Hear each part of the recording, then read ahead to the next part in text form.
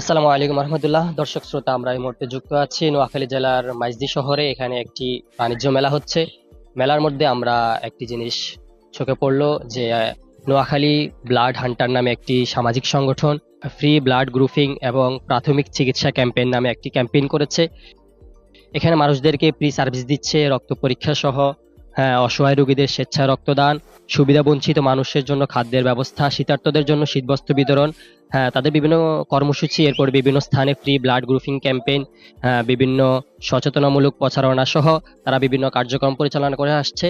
আমরা আজকে এখানে এসে দেখতে পেলাম নোয়াখালী জেলার বাণিজ্য মেলার মধ্যে তারা এই কার্যক্রমটি পরিচালনা করছে। দর্শক, আমরা তাদের সাথে কথা বলে, তাদের স্বেচ্ছাসেবক যারা আছে তাদের সাথে কথা বলে বিস্তারিত জানবো। তারা এই কার্যক্রম কতদিন যাবত করছে এবং তাদের এই কার্যক্রমের উদ্দেশ্য কি, লক্ষ্য উদ্দেশ্য কি, এই ফাউন্ডেশনটার নোয়াখালী ব্লাড হান্টারের লক্ষ্য উদ্দেশ্য কি, এবং তারা সামাজিক কার্যক্রম কিভাবে পরিচালনা করছে,